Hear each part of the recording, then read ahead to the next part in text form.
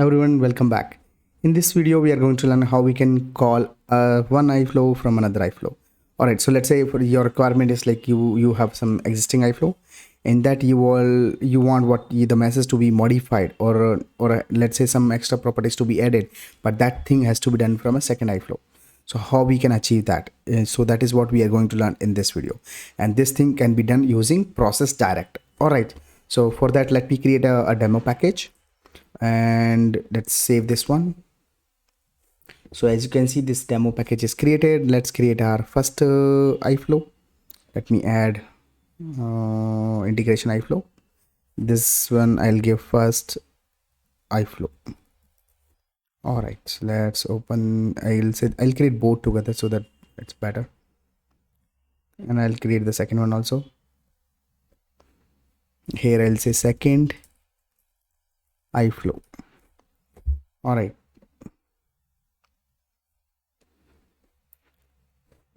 Okay, and what I will do, I'll just simply, to make it simple, first we will start with the second iFlow. So what we will do, we will just take the input message and we will just modify that message and return it. So that way, let me add a content modifier over here.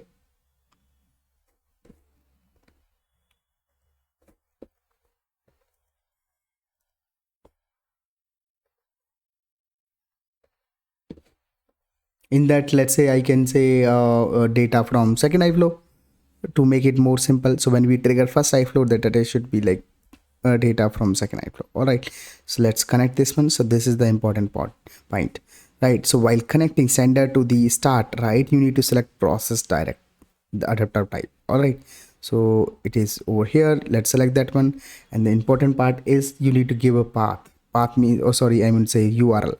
So that has to be like you can give any name. I am just giving second iFlow URL. All right, so from the first iFlow we will put this URL. All right, so now what will happen, whenever any data is coming from first iFlow, it will come to this one, and here we will do some kind of operation. Right now we are just I have just hard coded like data from second iFlow, so that whatever is the input message, we don't care, we are transferring this data to this one. All right, this we don't need now. Let me delete it.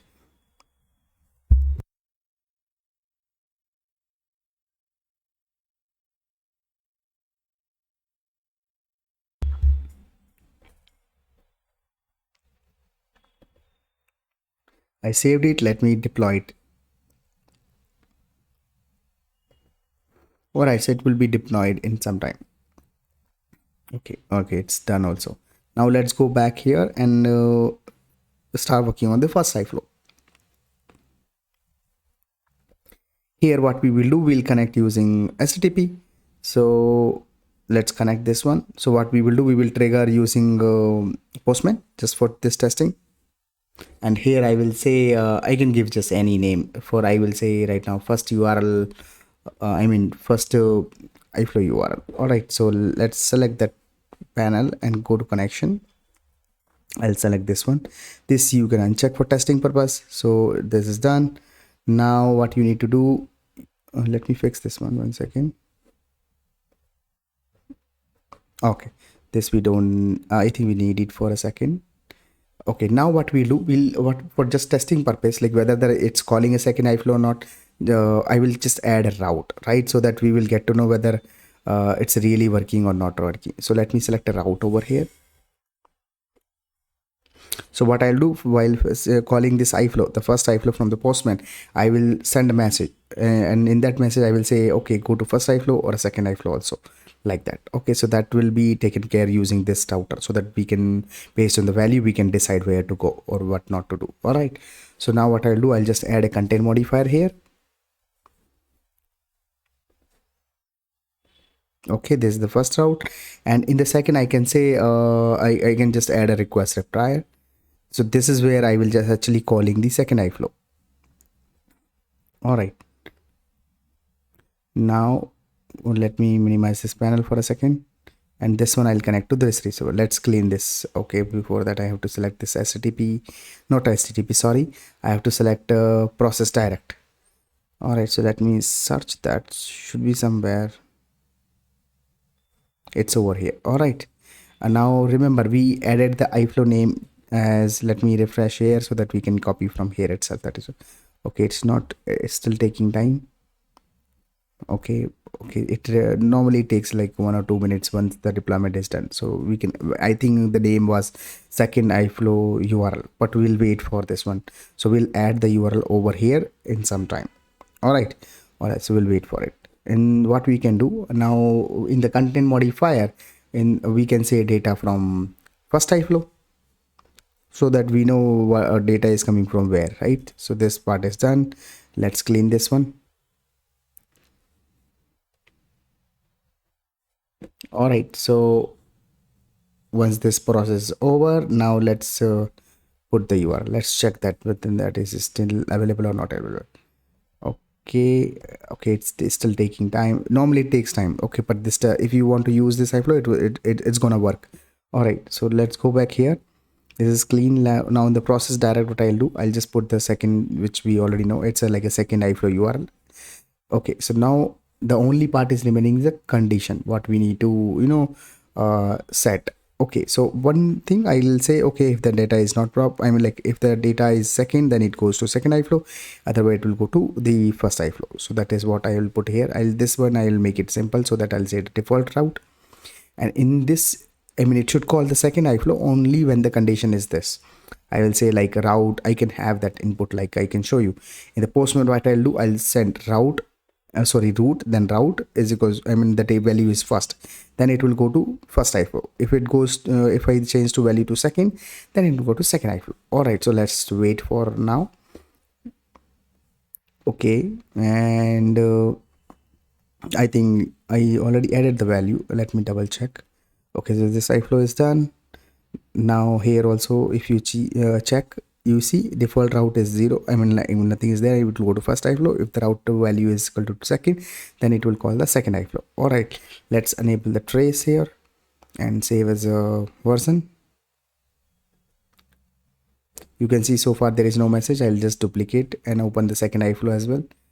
And meanwhile this is done. I'll deploy. I think I deployed. Okay, I'll not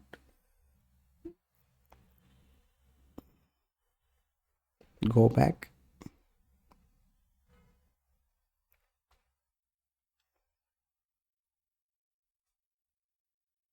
And I'll open the second iFlow as well.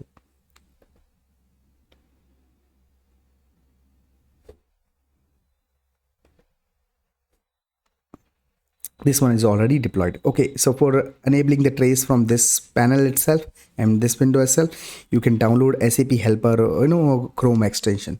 It's very useful, so that no need to go to this monitor page. It's very hectic, so you can do everything from here itself, and it is having many features.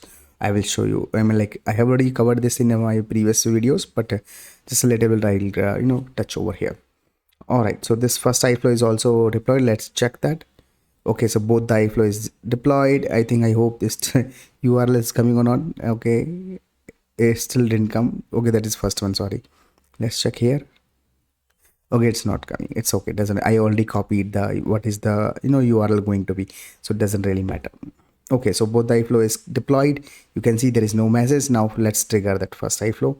Okay, so I go here, I'll say first flow iFlow URL, and I'm sending first route. Let's see, I trigger it and I am getting this data from first iFlow. Let's go back here. Let's check that. You see the first message here. Now there is nothing right now because I'm from the postman. I'm sending first. Okay, and now if you click on this first iFlow and click on this button, so that is inline debugging. So basically you can see what is the data is coming. So if you double click over here, so you see this is the data I'm sending, and which is first, and this is just a comment and piece, doesn't really matter. Okay, so what is happening first, the condition is checked, so it's going to, I mean, it's not equal to second, so that is why it's not going to this condition. Okay, so it's going to the first one, and here we are printing data from first iFlow, and that is what we are seeing in the data from first iFlow. Let's minimize this one.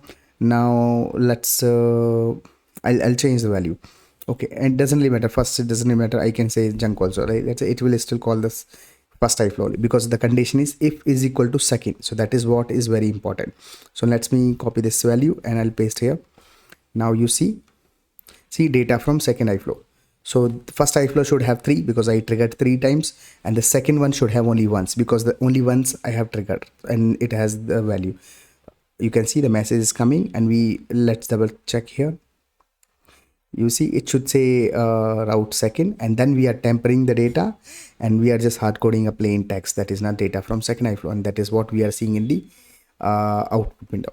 All right, so this is pretty much about this video, but you should understand why what is the use of this calling another iflow from a existing iflow. So this is like when you want to add some extra field to the, or you want to let's say this is the big iflow and you want to process and you want to add some extra field to, or you want to temper the data, or you want to do any kind of sort of operation which is outside this iflow, or it has to be handled outside. So this is the way you should do it. All right, so that's pretty much about this video. Thank you very much.